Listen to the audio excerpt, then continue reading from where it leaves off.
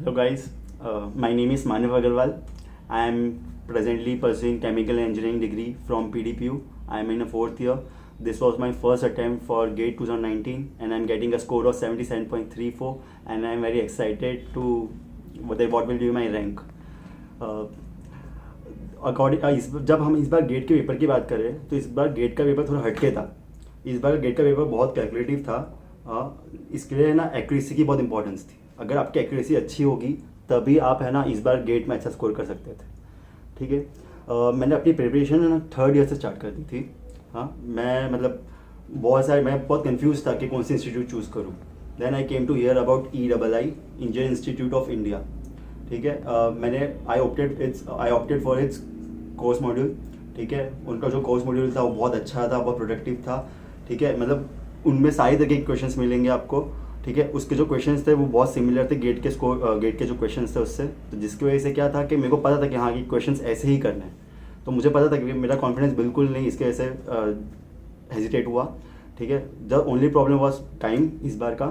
ठीक है. और जो फैकल्टीज़ को भी मैं थैंक्स बोलना चाहूँगा. जब भी मुझे जो भी ज़रूरत थी faculties were always there to guide me. ठीक है. मैं जैसे कि for the students who are right now in fourth year और समथिंग, मैं उनके लिए एक स्टोरी बनाना चाहता हूँ अपनी. कि मैंने जैसे थर्ड ईयर में स्टार्ट कर दिया था, बहुत सारे जन थे जिन्होंने मुझे बोला कि तू तो अभी फाइनल ईयर में है, तुझसे नहीं होगा, एक साल तेरे को ड्रॉप लेना ही पड़ेगा, ये वो. एक दो कोचिंग वाले भी थे, उन्होंने बोला कि आपसे तो नहीं होने वाला. ठीक है. और फिर बहुत से हिंड्रेंस भी आते हैं जब आप क्लास में होते हो, तो कॉलेज में होते हो, बहुत सी एक्टिविटीज़ होती है. लेकिन आपको डिटरमिन्ड होना पड़ेगा अगर आपको स्कोर करना है. तो आपको पहले से ही आपका गोल बना के रखना पड़ेगा गेट. हाँ, मैंने अपना एग्जांपल देता हूँ. जब प्लेसमेंट चालू हुए थे तो मेरे को है ना बहुत डाइवर्जन आने लग गए. तो एक कंपनी आई थी जुबिलेंट करके, मैंने उसमें प्लेसमेंट हो गया था.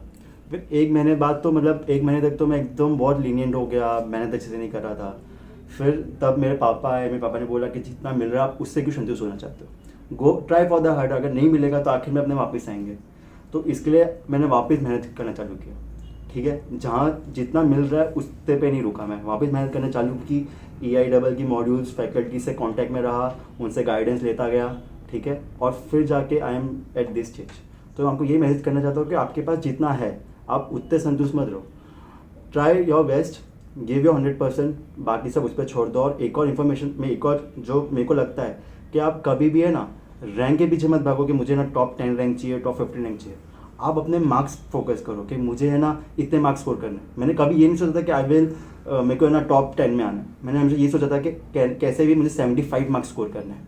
तो जब आखिरी के 3 महीने थे तो मैंने पूरा टेस्ट सीरीज से बहुत फोकस की. 3 महीने के पहले ही मैंने सारे अपने कोर्सेज सिलेबस सब खत्म कर दिए थे. आखिरी के 2 महीने में I was fully focused on test series of EII and various others. ठीक है. पहले जब स्टार्टिंग में चालू किया तो थोड़ा डीमोटिवेशन आता है कि हाँ 30 हो रहा है, 35 हो रहा है.